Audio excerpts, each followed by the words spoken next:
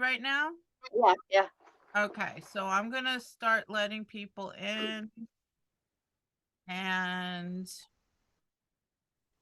we can keep chatting and hi everyone.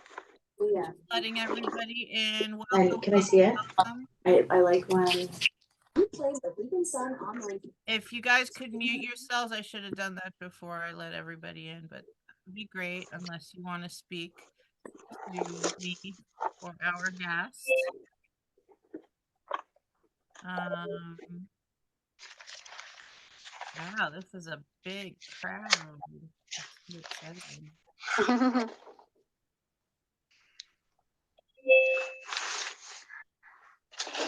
This is so exciting. I'm seeing lots of familiar names. All of my Sagamore people and Nisada people. Hi everyone. Oh my god, it's so nice to see some familiar. Hi Sue. Hey Risa. Hi Marilyn. Where, where's Mom? Mom must be having technical difficulties.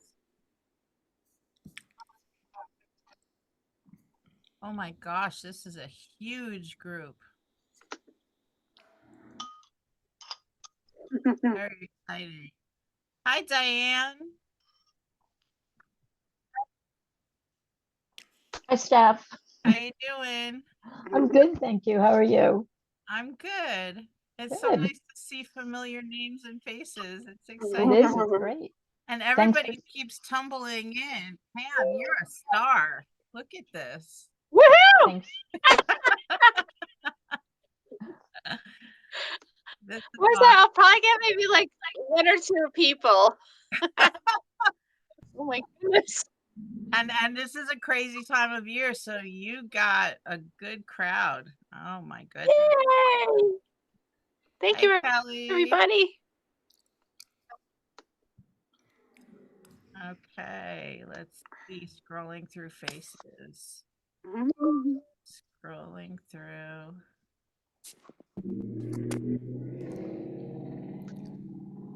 Kathleen coming. Hi, Cassie. I wonder how many of everybody knows each other. Hey, Curtis. Yeah.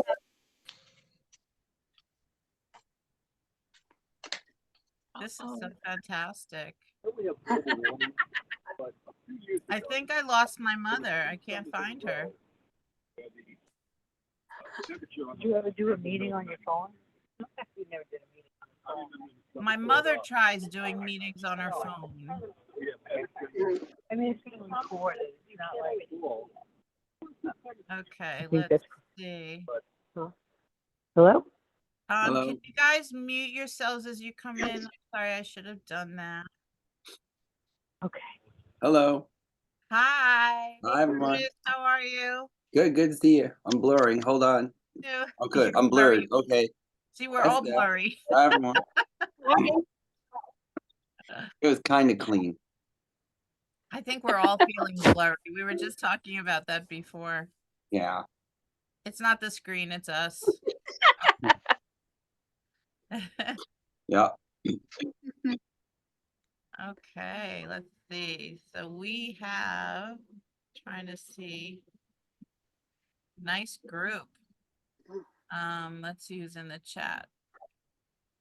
Jenna, can you make sure you send? Oh, okay. So Jenna made a comment about the CTLE certificate. I will be posting a link to the form for you guys to send to fill out so that my partner Mary Beth will take care of all the certificates for you guys, okay? But I'm gonna wait till about 8:15.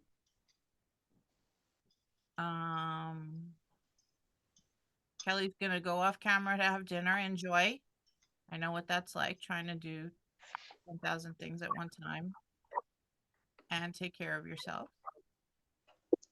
There's Mom. Hi, Mom. Hello. Hi, Mom. We can see and hear you at the same time this time. That's great. I don't know how that happened. I had a lot of trouble getting here. Well, you're here and we're Thank happy to see goodness. you.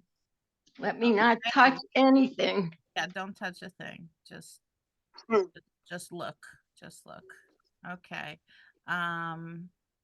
So Pamela and I were talking about technology and the blurriness and like with Curtis, as we were saying, it's not the technology that we're all feeling blurry at this time of the school year. Uh, Yeah, we got at least at the high school level, we have about 6 weeks to go before wow. classes let out for Regents exams, and I cannot wait. Cannot wait. So, Pamela is going to be not only doing this workshop, but she's also going to be doing one in not 2 weeks, 4 weeks is the next one. I think it's the last week of May. Right. For wrapped wire sculpture, which is going to be very exciting. So I'm very interested in everything, and I didn't have to stalk you. You actually contacted me and volunteered, which was great. And when I saw your books, I was telling Pam before you guys all came in that her books were absolutely mind blowing, and I can't wait to see the Thank you. process and how it's done. So I am going to actually spotlight you for everybody to see. Okay.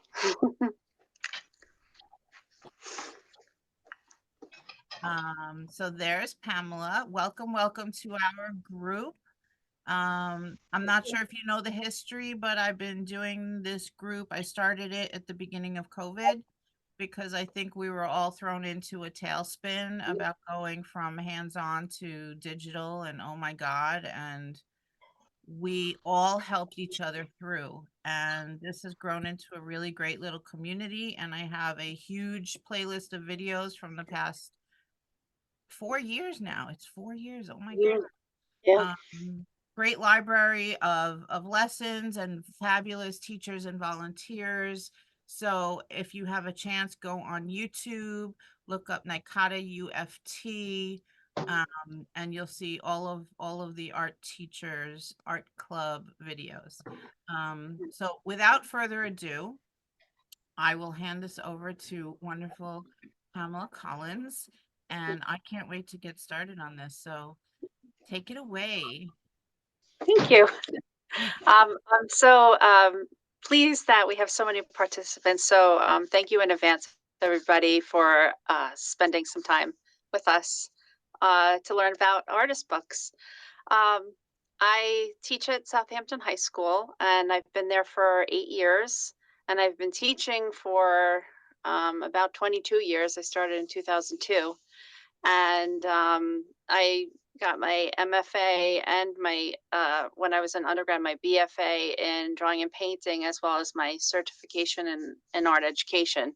So I always approach all of my lessons as if I were doing it as an artist first. And the artist books that I've been working on, it's just something that I picked up. I took an artist book course when I was at New Paltz and for my undergrad, and that was the first instance that I learned that a book can be a form of art, just like a drawing or a painting or a sculpture or a piece of ceramics. So right there, I really it started infusing in my artwork, and then it wasn't until um, it was maybe like 7 years ago. I was just looking on YouTube and I found a wonderful artist. Her name is Lori Marie Jenkins, and she has a great YouTube channel with a lot of informative videos, and she has a great creative approach. So a lot of what I'm going to show you here is inspired by her. And the Summer chicken. Can we please mute ourselves? Sorry. Thank you. So a lot of what I am going to show you is inspired by what she shows on her YouTube channel. But also then I'm kind of doing a tailspin and making some other books in other forms. Currently I'm making altered books using envelopes. And I know a lot of artists do this with junk journaling, and they use found materials that way. But I'm approaching it more from a mixed media fine arts direction, I guess. So I think what I'm going to do is put my camera facing down so you can see all of my books, and I'm going to try to give you a good overview before I um, you know, we start on the project together. And just so you know, we're going to do what I call the beak fold. And what you'll need is just some heavy cardstock, or even like thin cardboard would be great. And you can make your fold like this. This is what's to come. Okay. So let me see if I could do this without messing up my setup. Okay, is that good? Yes. Pam, did you say that artist's name was Lori Marie Jenkins? Yes. Okay. So this is one of the first books I made recently, within the last 7, 8 years, and it's made from cardboard. And I like the weight of the cardboard. It's not that heavy, and there's a lot of things that you could do with the cardboard in terms of cutting it up and sewing it, and putting attachments to it and making things pop out, which you'll see in my work later on. Some of the pop-ups get really involved, but this is just with some lace. And this is the Emily Dickinson poetry book. Actually, it's what is it? Quotes from different authors based on time. So this is the collage work that I did before my main body of work here. But what this is just layers of cardboard that I put layers of book pages on and found paper. And then I used some fabric with matte Mod Podge, and I bound it together and then put this on the spine to cover it. What So kind they're of just cardboard is that? it's just very thick. corrugated cardboard. Oh, okay. Yeah, corrugated cardboard, and I covered it all up so you really can't see the corrugation. But I like the weight. It's not very heavy, and it just feels. I've been working on cardboard a lot. I just like the way that it feels. And you'll see some of the smaller books that I've completed recently that I circle back to using cardboard again. And then it has this long tail that I used to wrap it up, to close it. So this really wraps around, and it's all sewing I incorporated, and little trinkets and bits and bobs. So that's one of the earlier books. And then I let me see where. Okay, so then after doing some altered books, I'll show you one of the altered books that I completed recently. This is made out of using a regular book.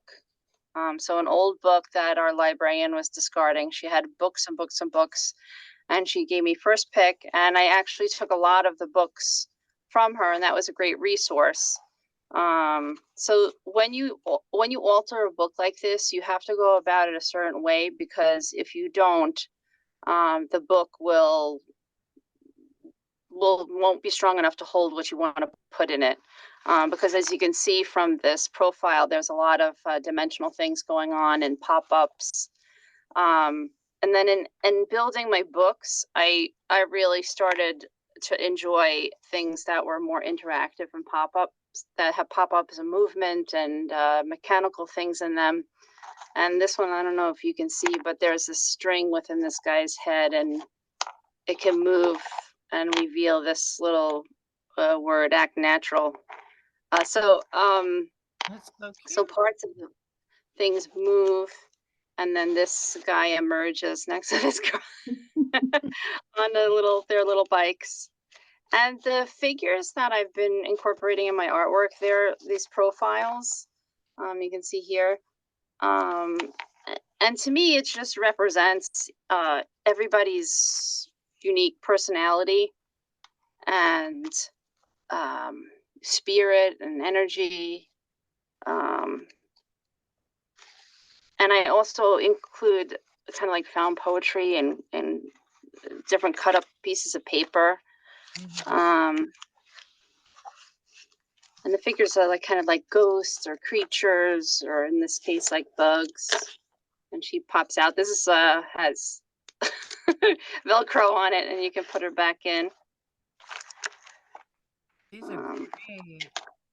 and then this has this mechanic where it moves everything with little brads. And this is part face and things like that. And then it's got a little mer guy there. And then this is this might not function in this one because it's kind of old. I have to fix the layout of it, but this is another fold that I like to do. It's like twists and pops out, which is really cool. I have this illustrated on another book that I have that works better. I'll show you on this one. Also, I'm jumping all over the place, but this is another thing that I like to alter. Board books. I get these at the Dollar Tree. They're very cheap, obviously, and they're a nice size. The only thing that if you want to alter a board book like this, you have to sand off the finish to make the glue and paint that you put on it stick. So Good tip. this is the twist, pop and twist or something, I think they call it, where it opens like that. So it's just the way the paper is folded on the inside where it makes it pop out like that. Do you have any resources you recommend for the how-tos of all these funky pop-ups and Yeah, doodads? I would definitely check out Lori Marie Jenkins' YouTube channel. Uh-huh. She's the main person that I have gone to for that. So I don't remember where I saw shows that twist. she shows how to do all those pop-up stuff? Yeah, Okay. and more, and different mixed media techniques. Okay. Um, so that goes like that. And then there's this one where I also like when you pull on one thing and something else happens. So that this is pops up when I pull on this little string. I just broke. The problem too with a lot of this is like I have to find a string or a material that's like strong enough to be pulled on several times, Yeah. many times without breaking, more than just a few. And then this one is this kind of I figured out on my own, but when you open it, this little bug twists around and this egg pops out. Wow, these are so fun. Yeah. It takes a while to make it work and make sure the clearances are okay, but and that your paper is strong enough. And this string, believe it or not, is just to function to pull this flat like that when it pops up. So that's the only reason why that's there. So I had to find a way to incorporate it into the design. So Diane like that just would said be what it that would look weaving warp is thin but very strong. like. And Oh, okay. Linda recommends asking people for board books on a Buy Nothing Facebook group or something like that. Then it's free. Yeah, that's a good idea. I have a question on your process. Mhm. So, for people who have never done this before and have always been fascinated by these upcycled works of art from old books, do Mhm. you how do you prepare the inside guts to do this? Like, do you glue X number of pages together to create your individual pages? Is that how that Yeah, I works? can show you on this one. Yeah. Okay. This is a book that's I call it, it's just right now called the art history book because a lot of the images I pull from art history. Mhm. But you can see here that I've removed a lot of pages, and where you go in between and find the signature, so where the strings of the pages are attached to, in the binding, Mhm. and you pull from there, and then you layer them together with PVA glue. I use matte Mod Podge just because it's very cheap, and it works well. I haven't had any problems with any of my books. Okay. Sometimes I get a little sticking, but I think that's maybe because I use acrylic paint on the pages. Right. Um, but you layer the book pages to make them strong, and then on top of that, you put another layer of papers. The artist Laurie Marie Jenkins, she calls these the papers that you put on top. She calls them underpants because Underpants. um, because it's she says it's something that's important to wear, but it's not everybody's going to see them. Okay. That's great. So Okay. this is so she's like her main thing she says is you have to put your underpants on, because that also reinforces the book Mhm. and it gives you added texture when you do your painting techniques on top. Do you have a So this set is number of pages that you glue together to create each of your own individual pages, or is it just whatever feels right? Yeah, and it depends on the thickness of the pages of the book that you're using, because some pages are thinner than others, and obviously some are thicker. And then some of the techniques that you do, you would require to glue to have a slot in between. I'll show you on this one, the Birth of Venus here. Like she's hiding behind here in this alleyway, I guess. And Mhm. then she twists and comes up here. So I had to Wow. glue like 3 pages on this side and 3 pages on this side to give her that little spot where she could go in there. Mhm. Um, this is another little mechanic piece. Um, folding, folding in. For my class, when I did the project that I'm going to show you tonight with my class, I wanted to make the project something that my high school students can complete without having to fill an entire book. Mhm. Um, I had students initially do altered books like this, but I found the amount of pages they had to fill and work on, it was a little overwhelming. So then I scaled it back just to do, just to have them do a few pages, which I'm going to show you that. I'll show you my example for that. And this is the example that you see in the pictures. So there, I have my students do 3 different folds, formats, like with the one with these pop-ups like this, and then a dollhouse fold like this. I call this dollhouse because it makes a little room. Oh, And then this one, which I'm going to show you guys tonight, the beak folding like that.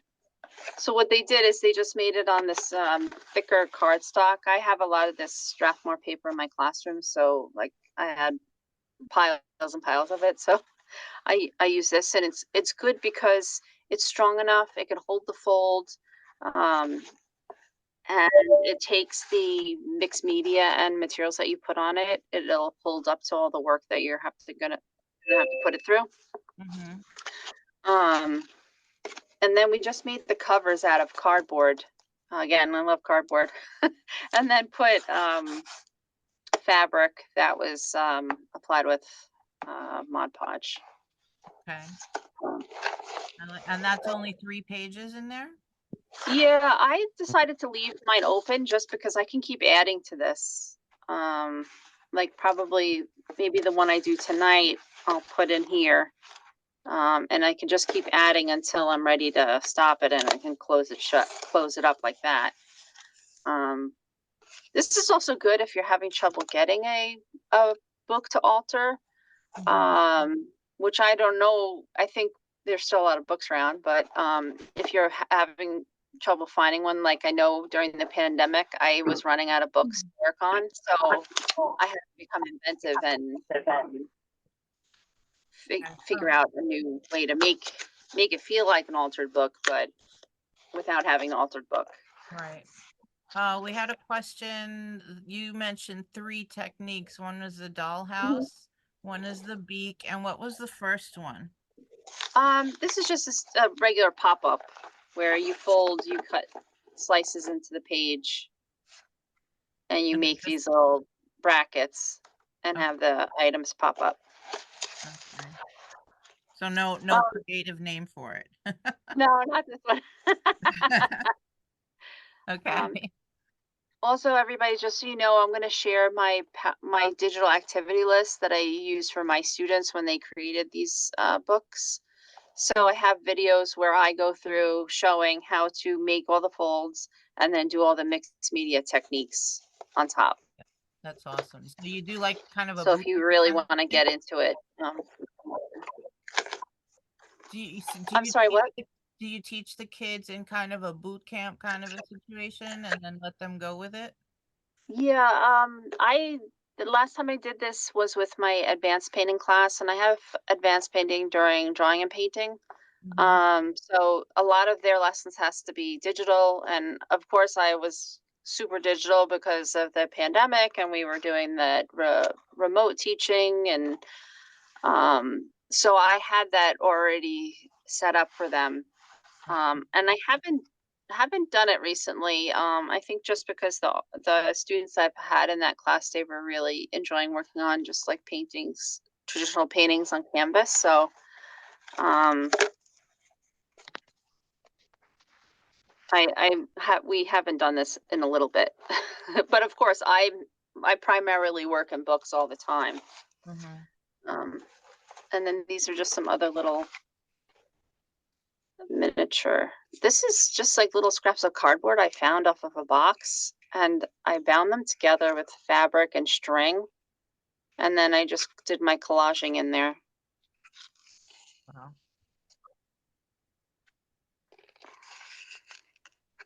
Where do you resource all of your images from? These are Uh, amazing. yeah, I used to do like a lot of magazines. I find images in. Um, some things I buy, like collage paper and materials like that. Mhm. But I also recently figured out that on Canva, you can use those images for your own artwork. I guess because they're through Canva. Somebody correct me if I'm wrong, but they're free to use. And I've sourced a lot of really good images through Canva. And what I do is I make a printout page, and I put all the images that I want, and then I print it out. Um, and make my own collage images. Sometimes I purchase collage images too, just because the quality is really good, and just maybe the sources of imagery. Like I'll show you this one. Um, this one is like old tickets and stuff, or this one is old prints. And this one is, I thought it was really cool that I've been using a lot. It's like these jewelry and enamel pieces. So And I those are kind of, just printed out on a regular color printer? yeah. Wow. I think this one is on a laser jet. Mhm. Um, and with the with the Mod Podge, it's a little tricky using inkjet. Sometimes it'll Images. get like a weird green cast to it. Yeah. Um, but in my artwork, I'm not really too worried that much about archival things. I'm just worried about making my artwork. I'm just worried about enjoying the process and what it's going to look like. Right. So I'm not very particular about things like that. Even if it has lines through it, if it didn't print out correctly, I still use it. And a lot of times I put so much things on top of it that it kind of doesn't even really matter anymore. I kind of like how it, maybe the image is degraded a bit. Vivian is reminding us about materials for the arts in Queens. Yeah. City. It's an amazing resource, and I'm sure every city has that type of thing, but it's and I have an appointment in a couple of weeks to go. As a matter of fact. Lucky you. Oh, I love that. Like that. Oh, if I can get it back in. Like paper. Oh, that's great. Yeah, this is the most recent one that I've worked on over the vacation. This is what I did. I like the size of it. It's less intimidating. It is. It is, and then there's so much you can even do, even when it's small. That's what I realized. I thought I needed a big book to do something really involved, but even something small like this is really great. And I had some spare time, like before the break at school, and I had these little pieces of cardboard. I just glued them together with this. I think it's like to make I forgot what that's called. It's just like scrap like fabric for making pillows or something, like the lining of pillows. Looks like muslin. I've just put that with Mod Podge glued. Yeah. Yeah, muslin, yeah.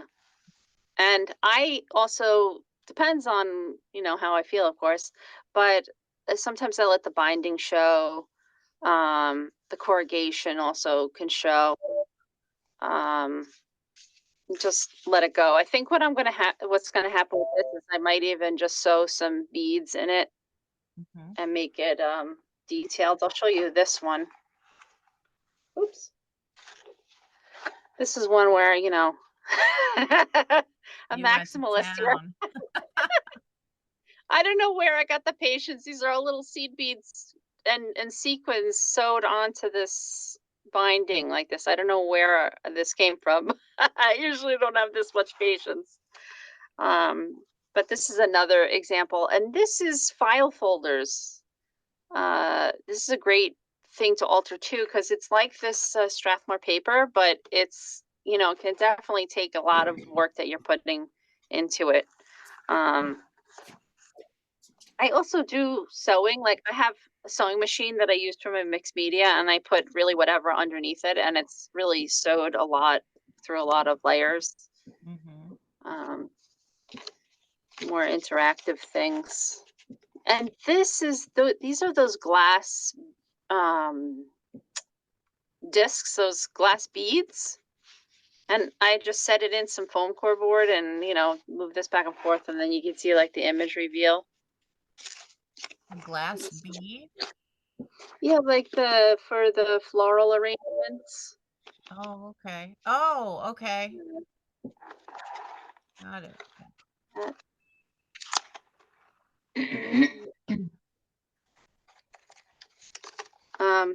Then also, I've done some rusting and things. And last summer, I would just walk around my neighborhood, and I guess we have a lot of trucks going by. And every day I was coming back with handfuls of rusty parts for these trucks. So I have a nice collection, but I always just keep an eye out for anything that I can pick up, like a bottle cap, just because it makes a great little attachment for something. This is another like pivot out movement. And then this one was very complex to figure out, but I did. And you just pull on this, and this goes to the channel and lifts up this part. Oh my God. Oh Oh This my is one God. of the early ones where it's got really, really involved in terms of the technical part of it. You sure you don't have an engineering degree too? But God. in a very like however you can get it work. Nothing like that's based on real science or mathematics. Holy cow. Uh, Um, and then these are some more file folder books. These are the ones I'm going to show you now are earlier. You can tell because they're very thin. They really don't have much going on to them dimensionally. In fact, this is the first one where I started using this profile figure. mhm. And this is actually the first collage that I did doing it. So this was kind of like a revolutionary piece for me. Um, and a lot of this, again, it's flat collage with gel pen, some dimensional, but not very much, right? Not through these books.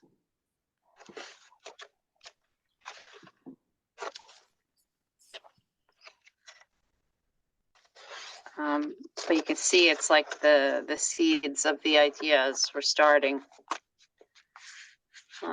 That one, this one.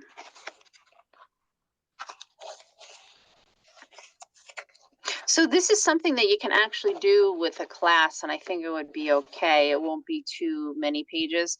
The reason why I found that my students struggled with the altering a whole book is that it's an investment of time and energy, especially if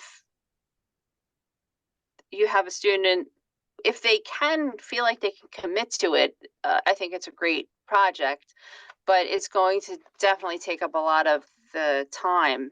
So it might be something that they work on, it might take them a half a year to actually fulfill the whole book. So it could be Um, more of a kind of independent, yes, yeah, that it would be great for an independent study student or something where they would work on, over a course of a few years. right? Um, I do have some students that are capable of that. Um, but also for me, the books, I think of the spreads that I do, I can do one spread maybe in, a few hours. Um, but that's sitting down and having the time to devote to open up, to do everything that you need to do within that session. Right. It's not like in a time where it's like, okay, let's set up. Okay, work for a little bit. Okay, let's play. Also, because this mixed media, things that needs to take time to dry, Mhm. and there's a lot of like planning and not planning that will have to go into it. Um, and usually when I start my spreads, I don't think too much about what's going to happen on it. I just really start and work up the layers and add all the pieces, thinking about what the figure is going to look like and generally what's going to happen. And then as I keep adding and adding, the story reveals itself to me, and I figure out what words I can include, um, any sort of dimensional things, or even when I get really involved in the pop ups and the movements, mechanical pieces. Mhm. Now, we had a question. Did you use fabric to attach the individual folders together here also? Yes, I did. And then I think I put a piece of like here, this is tissue paper on top of that just to reinforce it a little bit. Okay. And then this is the fabric on the outside. And it's all with Mod Podge. Yes, yep. Okay. It's all with Mod Podge. I think this is black fabric, then with Mod Podge on top. I also made this really funky cover. um, I haven't continued doing this interesting cover for the other books. I just think that um, it didn't really take off past this one. But this is more. I think this is the time where for this collage, this spread, I realized, oh, I can really start make stuff pop out, and that's when I started getting more involved, like here.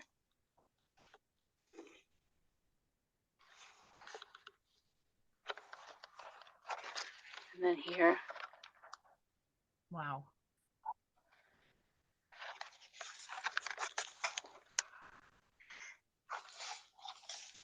In our, And then in our supply list for today, you mentioned, oh, I love that.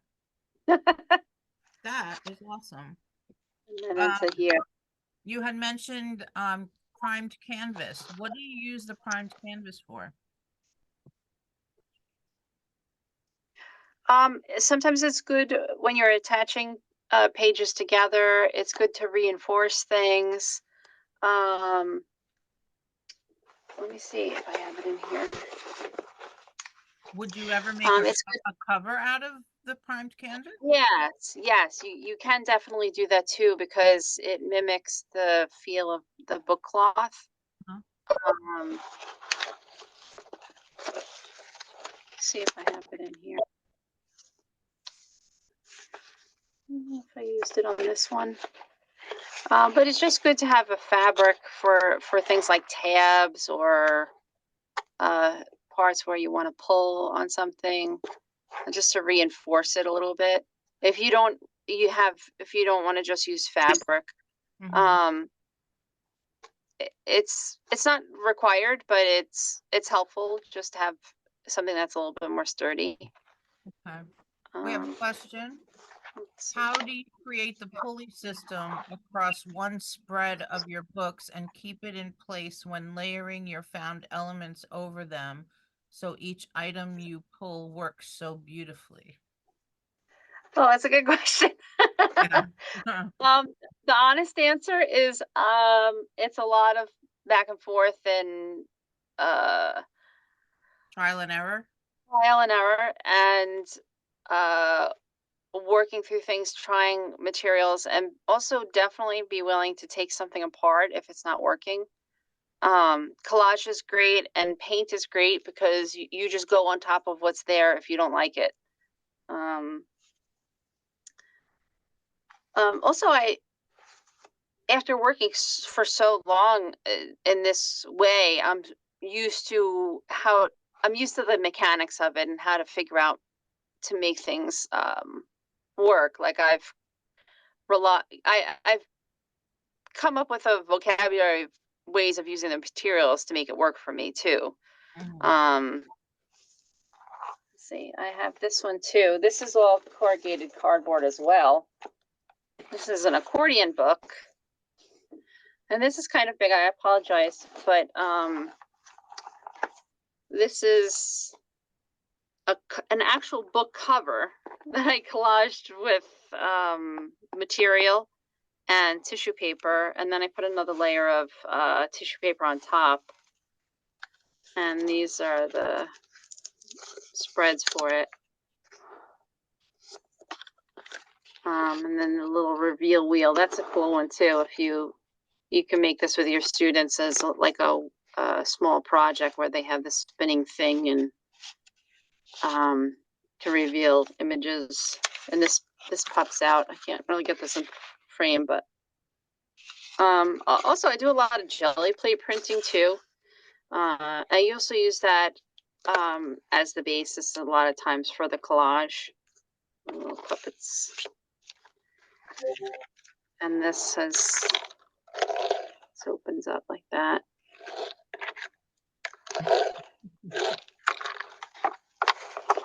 And then, of course, transparent plastic is great. And also, this is like very thin plexiglass, but it's great because you can cut it up. And here I've scratched on it to give it texture. But you pull on this part and you pull on this and it opens it up like that. In awe. I'm in awe. And then these little things pull, they move up and down. And then this whole thing just reverses and it starts all over again here. It's really crazy, huh? And then this This goes is out like that. double-sided? This thing? Yes, Wow. double-sided. Wow. Yeah. I don't know what made me think of this. It's kind of crazy, but because I'm always conscious too when somebody's looking at the book, they're going to look at every aspect of it and not just looking at it like a traditional book. They're going to think about what the cover's made out of, anything that's hanging off of it, the feel of the pages, how thick the edges are. These are little puppets. And the figures that I include in the collages, I think for that, for me, they were using them was a turning point because I then had people to work with, like, because a lot of times when I'm working, the figures relate to either a situation that I'm going through in my life, or it's loosely based on a conversation that I had with somebody or an experience. So, once I started using these figures and started thinking of them in that way, my work, it just made a really big impact on my work. And I feel like now I'm actually making artwork, whereas all the years leading up to working this way, my work was important to me and it was artwork, but I didn't feel like it was meaningful to me. Mm-hmm. I feel like this is actually self-expression what I'm doing here. Yes. Have you ever been involved in a collaborative book where maybe you do a spread in a book that you construct and then pass it on to someone else to do the next spread until it comes back to you? I haven't done it that way. I did with some of the artists at Sagamore. How many years ago? That was 10 years ago, I think. And we each gave the group a theme and everybody made a page for somebody else based on that theme. And Oh, we then we still do collected that. all the pages.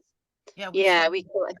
that. Yeah, and put it together. And it's at that time, right before Sagamore, my husband proposed to me and we were engaged. So my theme was wedding bells. So everybody's page that they sent to me was wedding themed.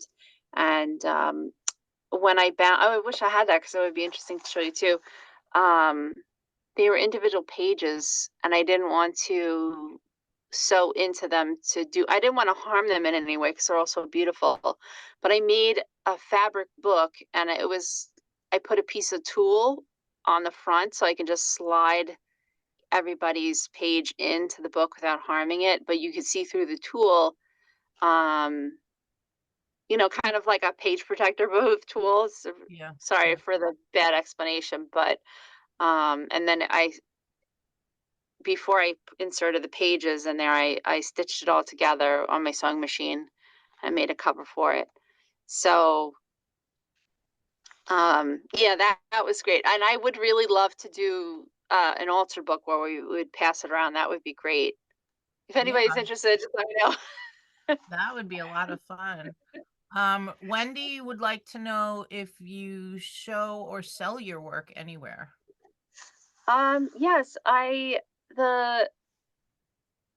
also do a lot of just flat collage, and I show my pieces through East End Arts, at their gallery there. I'm a member there, and also Westbury Arts in Nassau County. I have had some pieces there that won awards in their mixed media shows. In terms of people purchasing them, I haven't had anybody saying, "Oh, I want to buy your book or your artwork." But then again, for me, it's like I don't make it necessarily to sell. I make it for Yourself. for my artwork. Yes, it's like my art. I don't make it thinking like, oh, I'm gonna make a lot of money on this. I mean, look at this. The subject matter and what it's about is so personal that uh, to me it's like I you're couldn't imagine partying with modifying. any of them. Yes, that's another thing too. But it's like you're commodifying how you feel. It's that's a conflict. It's not really a conflict because I now I admit to myself that I don't make these to sell. I mean, if somebody did want to buy it, I would be maybe okay with it, but I don't. I haven't had anybody ask me to buy them. These are the books that I make out of envelopes, like envelopes that you get your bills in if you get the bills mailed to your house. Mhm. And I've been really working on these the last maybe few months. I've been working on these in this style, I guess. And I use the tape, the what's that called? It has that wet adhesive that you wet, like you can use to stretch watercolor or put on the back of framed artwork. That gummed paper, I don't know what it's, gummed Oh, tape. You the wet it. craft tape? Craft tape? Yes, yes. And I started using that to attach the envelopes together. And they have all sorts of folds and flip outs, and the envelopes are great because it's thin enough you can sew it together. This is the bottom of a paper bag, and then before I attach them together, or after, or during, I put all sorts of ink on it, or I throw it on the jelly plate, or I do a lot of collage on it before I'm ready to do the final collage. This one I've been working on. I was working on it over the break, and then I'm still working on it now.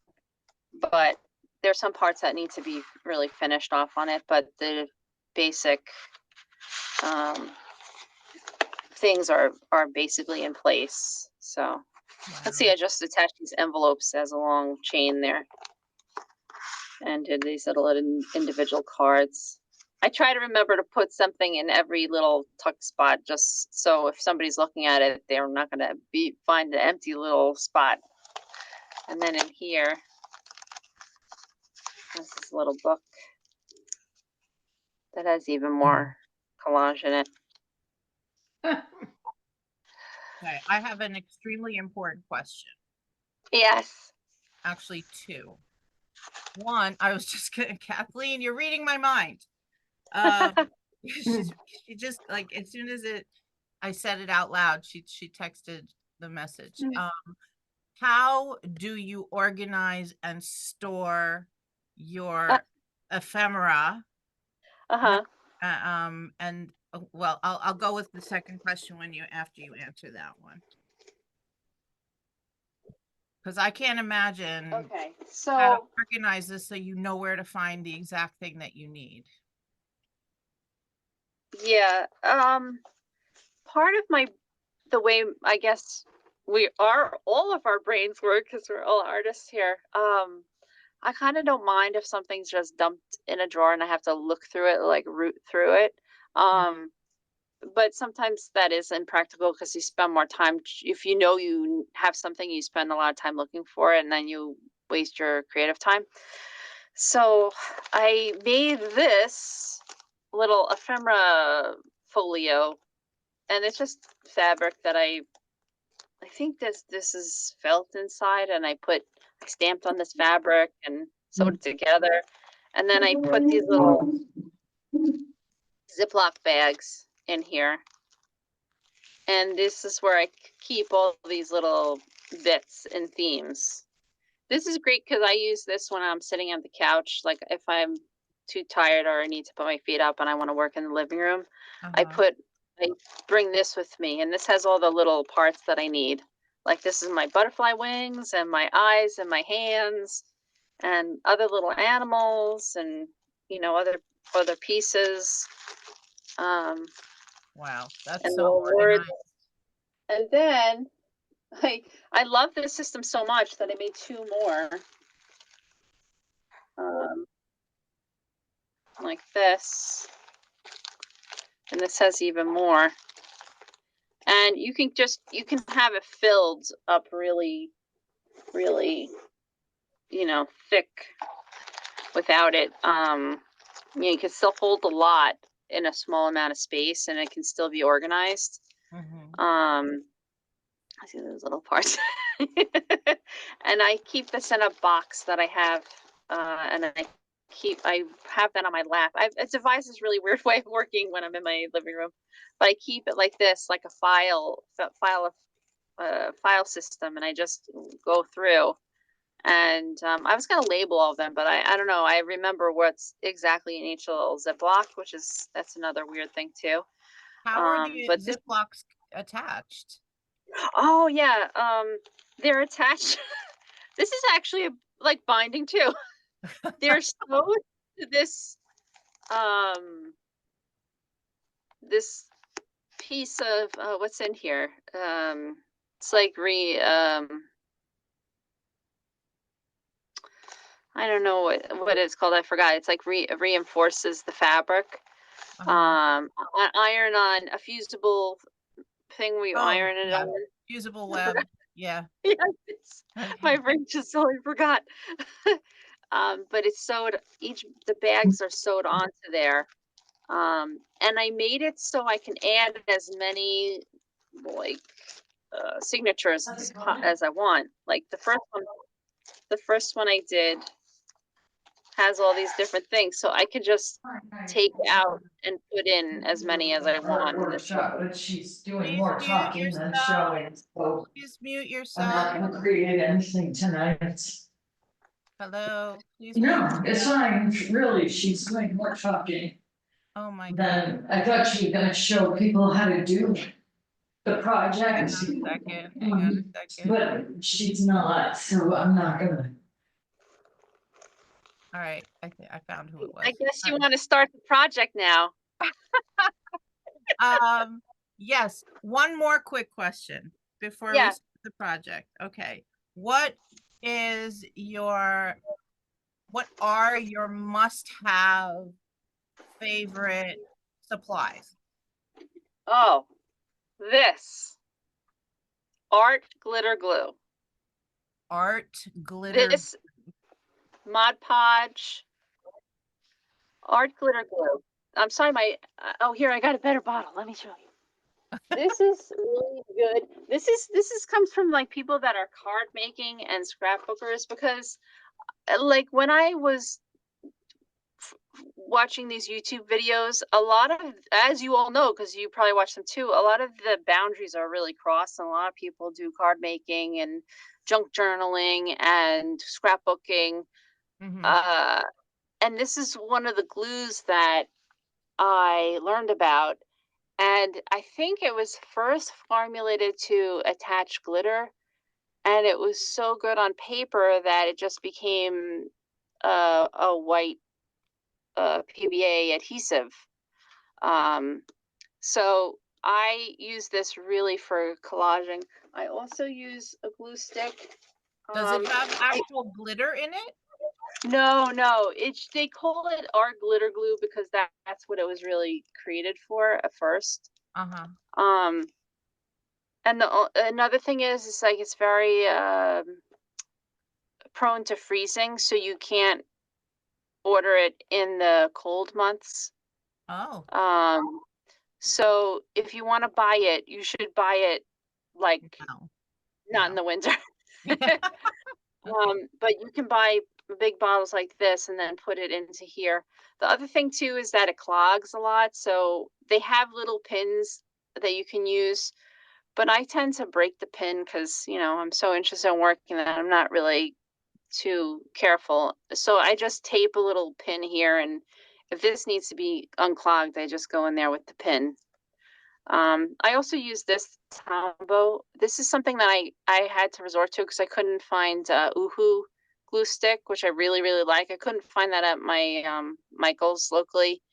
I don't really like to buy things online because I want to hold materials in my hand and see what it looks like. So for me to just buy a glue stick online, I don't do that. So this is one that I really found that's been the best Mm-hmm. so far. And what brand is that? Tombow, a Tombow mono glue stick. Got it. And then of course the inks, if you want to do inking and stamping and distressing, the Tim Holtz tubes. And if you want to use those little distress pads, I just got this. It's a little marshmallow for it's fun foam shaped in a marshmallow shape. And I just made my own little dabber that way instead of getting those fancy wooden handles. I just made this myself. And they're Very so cheap, you can have one for every color of your inks. And it's easy to hold because it has a little bit of it's wide enough to put your hand on, and you don't really have to, I think it works. It works for me. So let's do the project, right? All right. All right. Woo! Thank you, everybody. I'm sorry I was so long-winded. There's just a lot to cover for this. It's its own core. It's a whole several week course in itself. It's all So good. what you're going to do is just take a paper, and the paper can be any size you want. And you're going to fold it in half. You got my example here. And I gotta find my desk is all covered with all my stuff and collage papers. So you're gonna take the paper, and you can do it with a file folder. If you're going to do this in an altered book, you have to do it on a separate piece of paper that can then be inserted. But let's do it as this little individual page right now. So you're going to take the page and fold it in half. And if you want to use a bone folder to crease, you can. I don't always think of it, so. And then you have to, before you start cutting, I would suggest you decide on what image you're going to put. Because you need two images. You need one image that's going to be the main part on the inside. That's the thing that the viewer is going to see first when they're opening up the page, because that's going to bring their attention right to the center of the book. And then as you open the page further, it's going to come close up, and then you can see the larger image that's on the top layer. Okay, so you have to think about that, and also think about the meaning behind it or the arrangement of these images. I found this image of a drawing of a woman with her hands open, and then I had this little butterfly, and it just worked perfectly that when you open the page, the butterfly, is kind of like in her hands. So if you can find two images that worked out well, that would be really good. Let me see what I had. I have a little bird and some flowers. And I have an eye. I think I'm going to do the eye on the outside and then the flowers on the inside. Okay. So knowing that, I have to cut my page so the eye is going to be central. So this is going to be like this. And I'm going to glue my eye on first to the big spread. And then behind it, you can see this yellow paper. This is where the butterfly is on the yellow paper on the inside there. It's attached to that. Okay. So First name basis? whatever. I'm going to rip my edges. What are you technically? He had some title, head of development or president of. He was overseeing the projects, but I hope this is interesting enough. We're doing the project now. I just muted them. Yeah. You can be as, fussy and careful with this as you want. I tend to not spend too much time because then I'll probably collage a lot of other stuff on top. Ooh, my Mod Podge.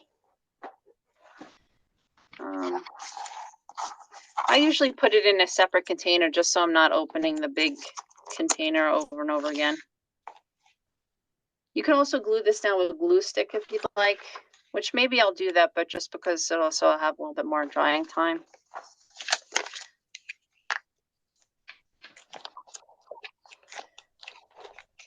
It'll dry quicker and I can cut into it.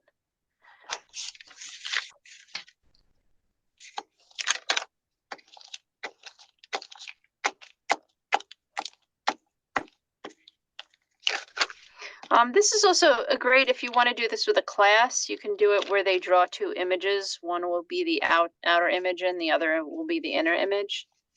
That's a great way for them to do some conceptual ideas. And you can incorporate drawing into something that's like a pop-out idea or something a little bit on the border of being sculptural. Okay. So now I want to be conscious of where I'm going to cut because I want to make sure that where I cut is the center part of the image that I want to be opened up. Okay. You could do two ways. You can fold it like this and cut through and just, keep an eye on where you're going, like, know that you have to cut here. Or you can cut it and then just reverse it like this. So I'm going to cut up like this. Don't go too far. And then you want to fold it. Let's go back. Fold it like this. And then I'll fold it up like this. This is where a bone folder helps. Or if you want to do this with a class and you need bone folders, they're kind of expensive, so you can use popsicle sticks. In fact, that's what I used when I did this with my class. And we were doing that remote learning, so they needed everything at home. So I just gave them all the supplies and I gave them a popsicle stick and it worked just fine. So then you'll do the diagonal folds like this. And then you open it up. And then you make that pop out like that. You might want to let this dry a little bit before you do this. Just so your paper's not soggy and it'll hold the fold. This is where having thicker card stock paper helps too. So now you can see the mechanics of it like this. Okay, so now the back image, I think I'm going to change my mind, I'm going to put this little pigeon behind the eye there. You make sure that it's big enough. I can do that by folding this and then having this like there. And I want to make sure that his eye or her eye is really central because that's the first thing that you're going to see when you open it up. So I'm going to take another piece of cardstock that's big enough to cover, and I'll fold that too. And I'm going to glue my image here. Just going to keep an eye of where I have to put it. So I'm going to need his eye around there.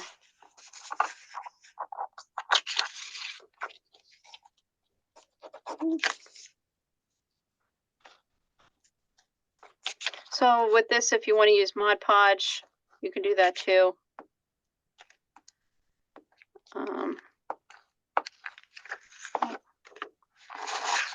So maybe his eye central.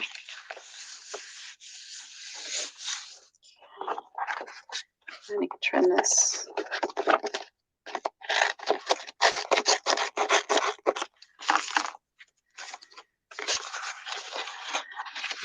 copy again, and then glue it into here.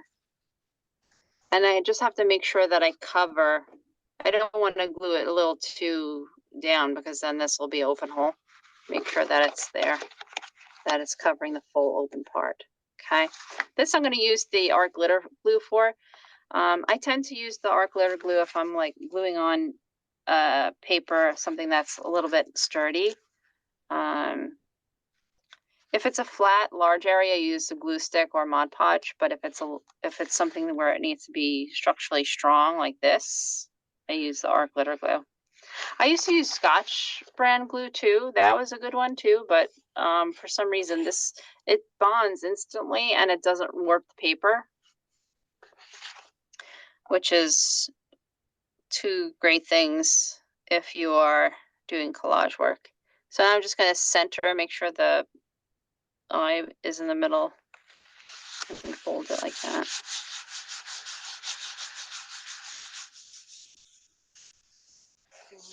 Make sure that it's on. And there we go, I got it. So when the viewer opens up the page, they'll separate the pages. And the first thing they'll see is the pigeon. And then the second thing they'll see is the completed eye. Oh, cool. Okay. So again, if you're doing this with your students, you can have them pick two images and figure out which one will be the image you see first, which will be the inside, and which one will be the outside image, the one you see second. That's a whole lesson in itself, which is something I'm trying to incorporate more in my classes, is the conceptual idea behind a work of art. I know a lot of my classes were focused on improving our craft and becoming better artists, better at drawing. But some students really respond to the ideas and working conceptually. So I'm trying to make myself more in tune to that as well. It's challenging, but I think I'm hoping it's enriching everything. So now at this point, if I want to go in, I can put those book pages on. If you want some, as Lori Marie calls them, underpants, you can do that. Can we have a request? Yes. Can you do a repeat demo of the beak fold? Yep. For our viewers, please. Of course. Thanks. Let me just get another piece of paper.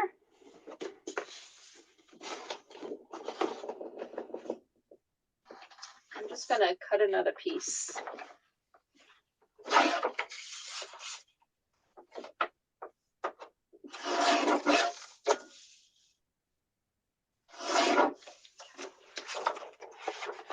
So,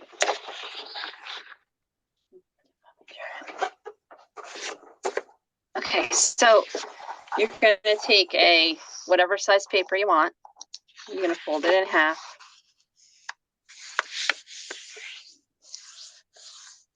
And then if you want to glue your image down, you can. I won't, just because you want to see how to do it, right? So then you want to cut in the center. Actually, maybe on this one, I'll cut a little higher or a little lower, just so you can see it differently on the page. And you're going to cut just right up, perpendicular to the fold. And then once you do that, you're going to fold it like that.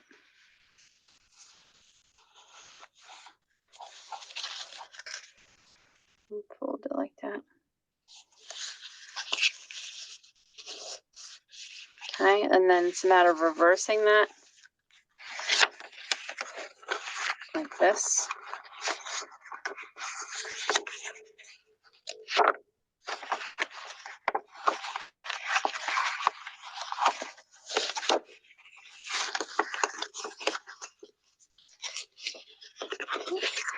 It looks like Kermit. Yes.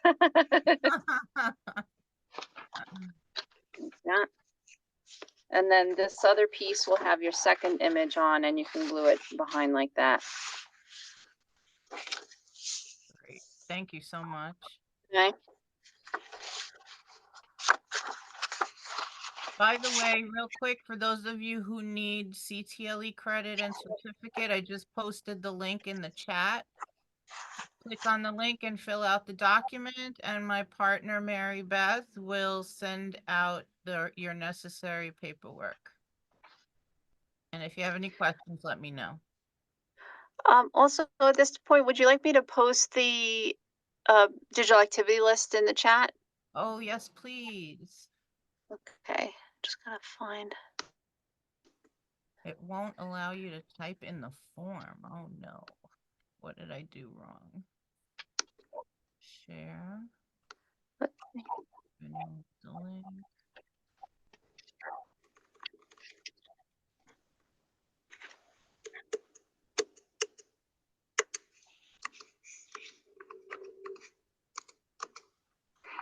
Okay.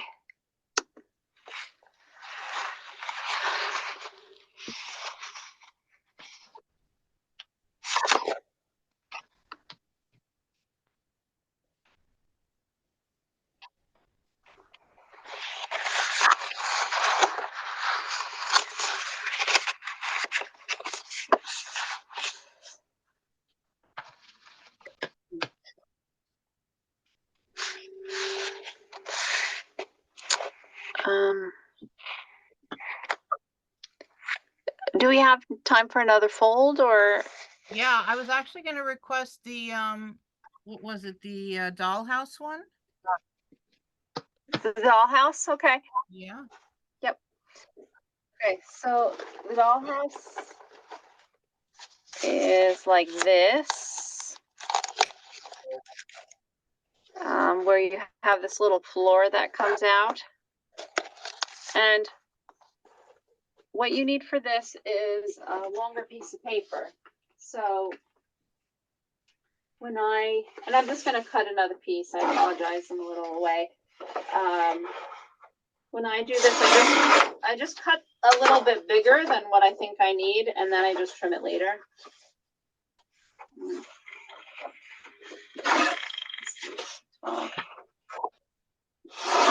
So what do I have? 12 inches by like 15. Okay, from 12 by 15. It's a little long, I'm sorry. This you're going to fold in half the tall way.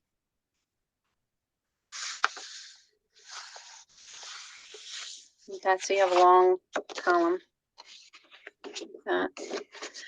And then you're going to, this side, if I fit it in with my book, if it's going to be part of the book,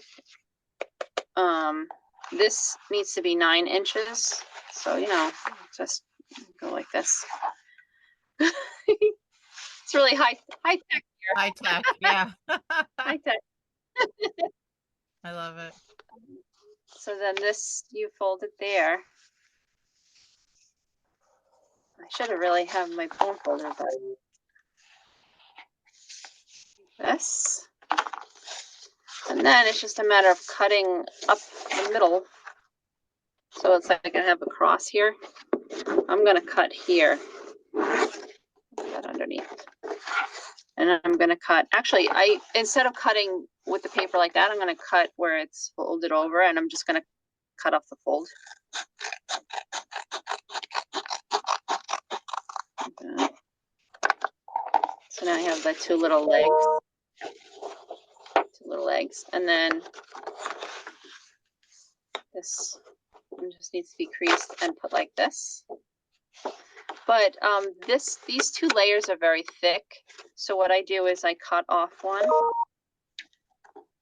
and I'm gonna make like a little tab for it. Oh, is that mine? I'm not sure. Right. Are we getting a whole bunch of emails? Oh, people weren't able to edit the form. You guys should be able to get into the form now. If not, let me know. Sorry. Okay. That's okay. So I have this little tab that I made, and the floor will be attached to the tab. And then once that's on, you can do the crease. I just missed that whole thing. Wait. Like that. Okay.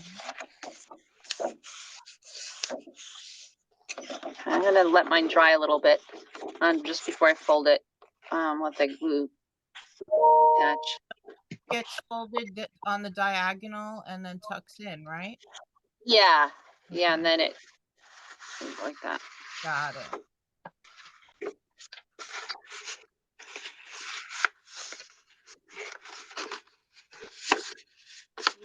Fold it like that.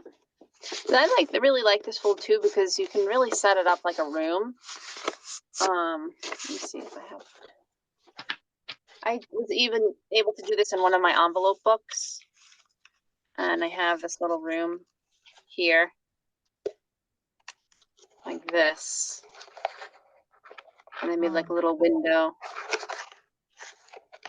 That's great. like that. So even something that's with envelopes, you can definitely do the dollhouse fold, Kelly mentioned that and then you can decorate it as you want.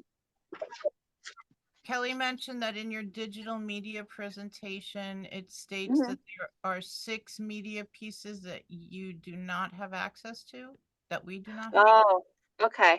Yeah, let me figure that out. Oh, here we go.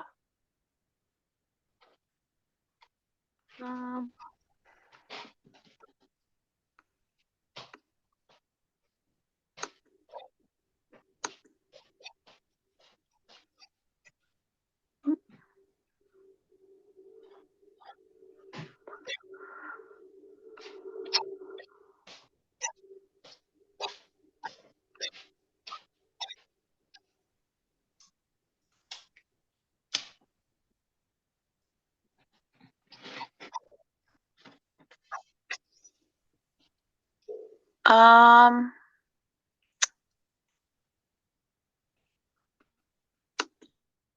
um, I don't know. I'm having trouble figuring out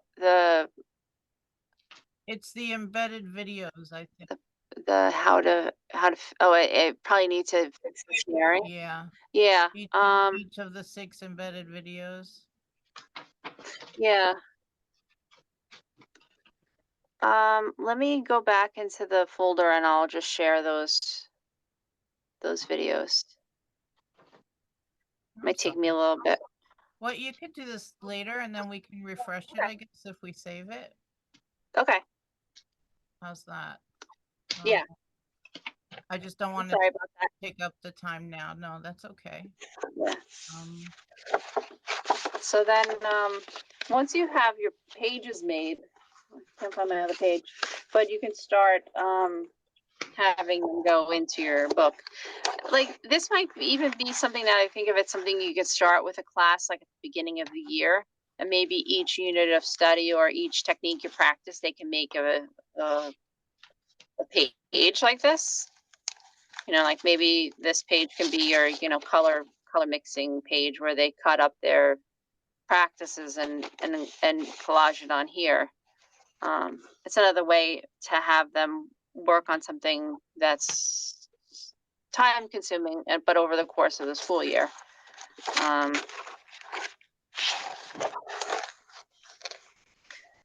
around here, once you have your images on here, you can add extra collage paper, like have like my jelly plate prints I can add, or wrapping paper, more book page if you want. You can definitely do that. You can also, which I did in the demo on my digital activity list, I always added the book page first before I put the collage paper on here, just to give it a little bit more substance again.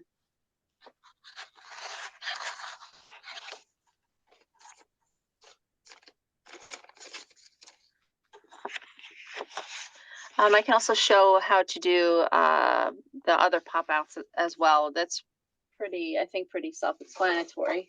Let me cut some more paper.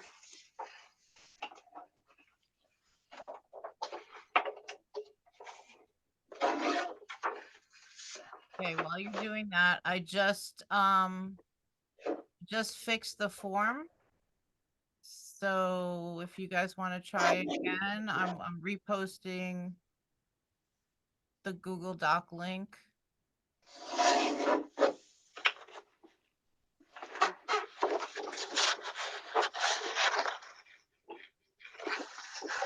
Everybody should be able to get in now.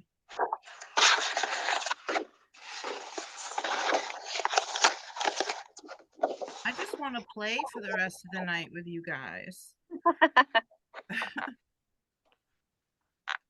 This is the type of paper that I get, this Strathmore. I actually didn't even buy it. It was from the previous teacher, and there was like a big stack of it, which is great because I use this for a lot of stuff, and I'm probably going to start ordering it now that I'm running very, very low on it. But this is good too because it's kind of the same surface as a file folder, and it'll take a lot of different media, paint, collage. You can really cut into it, and it'll keep a fold nicely. So this is the pop-up. There's standard pop-up, nothing fancy on this one. I should think of a fancy name for it too. Just to, go along with the other ones. But you're gonna fold the paper in half again. And then it's just a matter of, and you can do this, you can really plan it out and measure it out, but I'm not that type of person. I just go for it because it's just paper, really. And the main thing that you need to remember about this pop-up is that you don't want to cut these slits too long, because if you cut it too long, the thing that you're attaching to this pop-up is going to hang out the edge of your book. Which if you like that, that's great. But if you don't want it to peek out, you don't want to cut this too long. Okay. Because when you can see here, this little tree branch here, when I close the book, it's not hanging out. Although I have other things hanging out, so it doesn't matter. So you're going to cut right through the fold again and do parallel lines like that. And you can cut them at different lengths too, because that makes it visually interesting. And then it'll give you more dimension in your project. And then once you do that, you can crease them like this. Look like little teeth. And then you open this up again and then reverse the folds.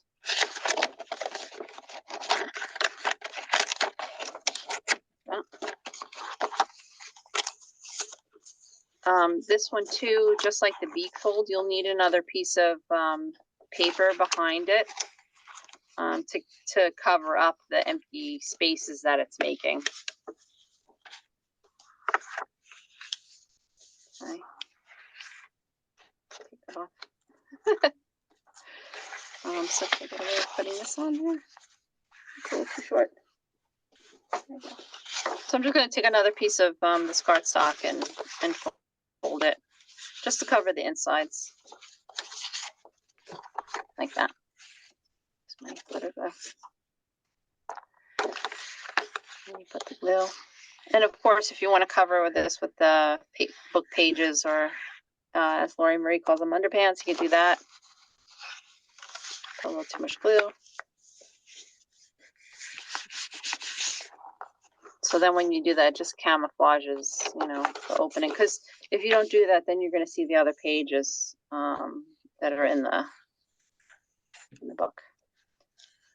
Do a little bit more of a careful glue. And then on this, now you can put things that pop up on here. Let me look into my bag of items and see if I have something cool to put on.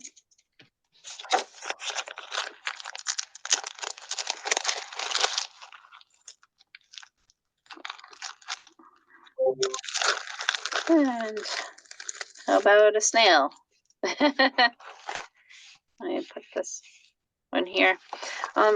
Also, this, the item that you want to collage for this fold, if it's on sturdy cardstock or paper, you don't need to back it, but this is just computer paper, printer paper, so I'm going to back it. I usually back everything that I have in the pop out because it'll just hold up to the movement. And you can do this with Mod Podge or glue stick. So I'm gonna glue whatever I want to make pop up onto here, and then I'll cut them out.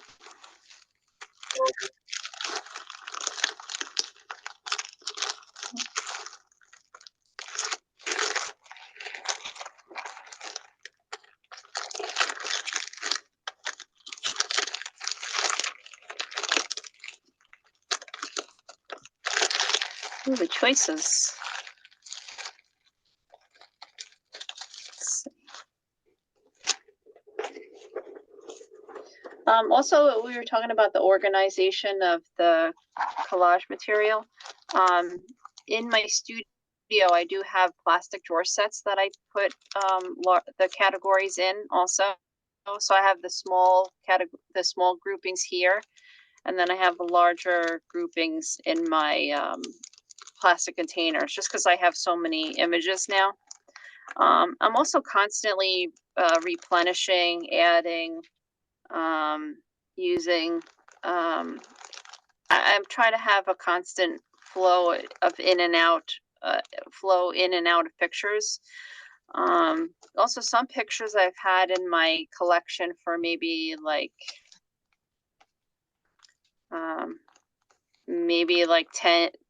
10, 20 years. And I'm just waiting for the right moment to use it. So I don't tend to throw away images unless they're ripped or something, or even if they're ripped, I still use them.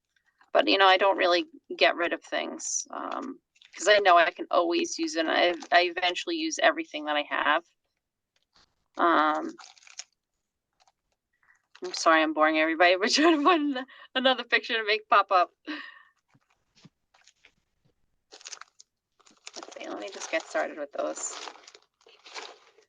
Maybe I'll make a leaf. But I know I also did a lot of I have my BFA and my MFA in drawing and painting, so I have done a lot of painting over my life so far, but I found the collage and the mixed media to be the best in terms of what I want to express myself. It's the best of everything. I can use paint, I can draw, I can use found images. I really like to really see how I can repurpose something. And my figures, I like to add the eyes. I put different clocks and cameras, buttons, all different things as ways to represent eyes, in addition to using the eyes from the magazine. Jar. So, and I would also strongly encourage everybody to use a Canva to help you collect pictures. It's really helps me out. And there's a wide variety. I didn't realize how much of a variety there was on there. I also use things like Pixabay, and I think it's called Unsplash or Upsplash. Although I am sometimes concerned about the sourcing of those images on there, so I kind of tended to not use those images as much. I've used Canva before. I never considered it as a resource for. Yeah. Yeah.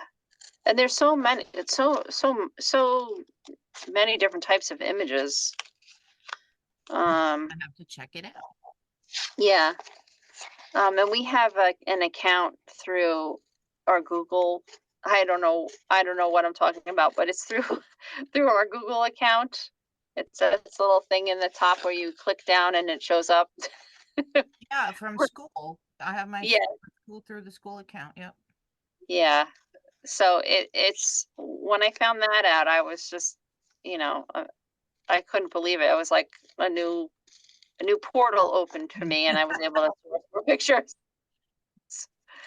I I did in the past to like try to find people that were posting pictures where they were like, this is a copyright free image. There's also something like oh, I totally forgot the is it the New York Public Library? Somebody probably knows more about this than I do. I can't remember offhand right now, but there's many sources too for copyright free art. So I would just keep your eyes open for it and just be mindful of that because um, if you do want to sell your work, your collage work, or it's just as good practice, you know, as we want our students to um, be good citizens.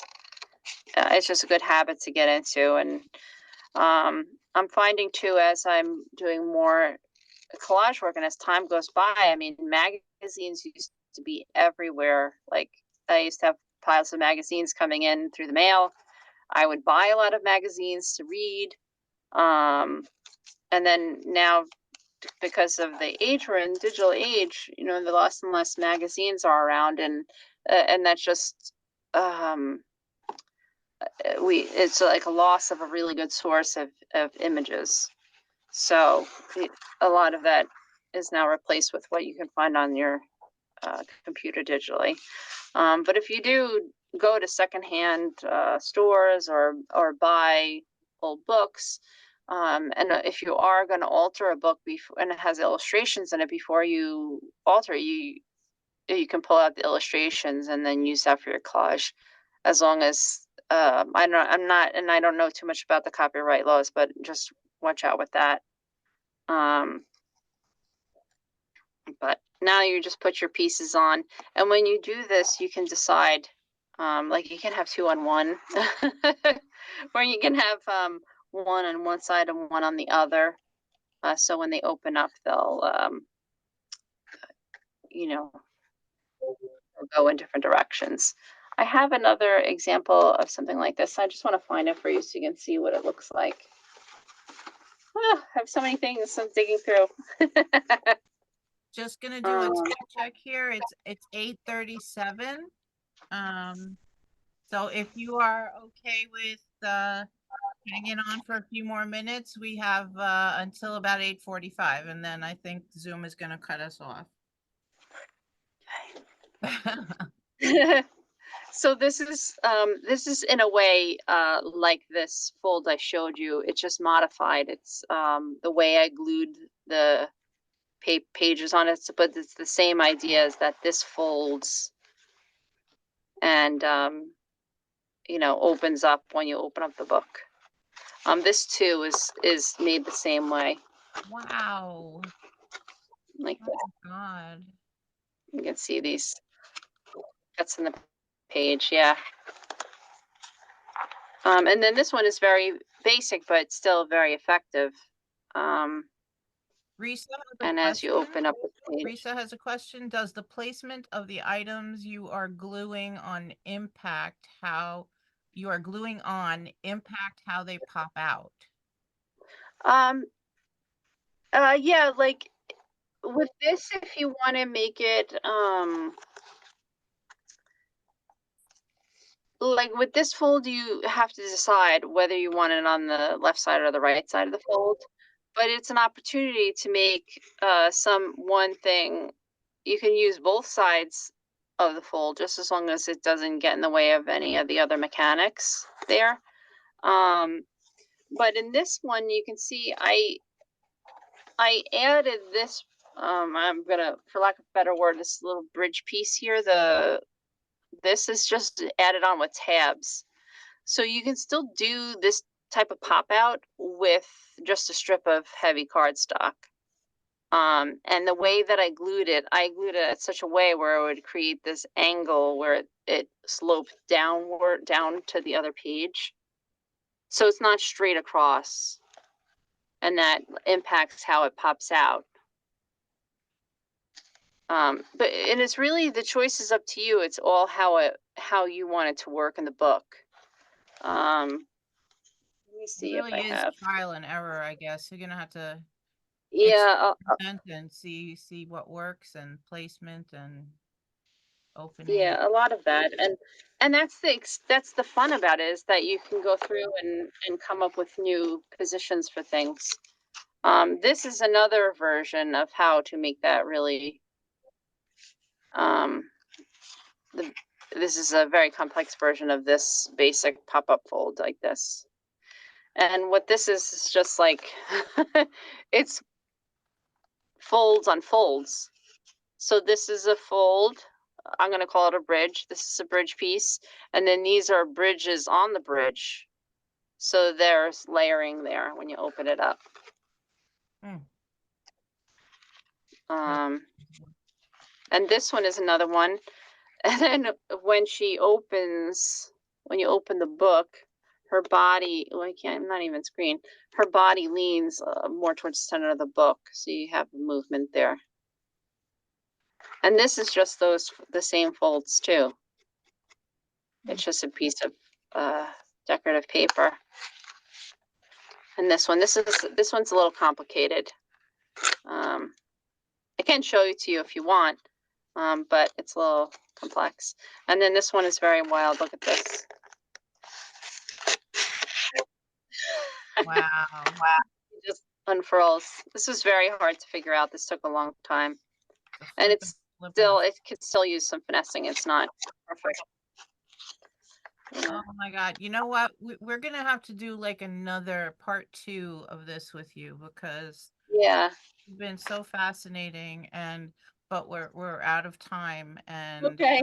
everybody, I know I want to see more, and I want to try it as we go, and I want to play. So maybe if you don't mind, over the summer, maybe toward, No. if you feel like sharing more time with us, that would be fantastic. Yes, absolutely. And I think I'll have something set. We'll do something more substantial.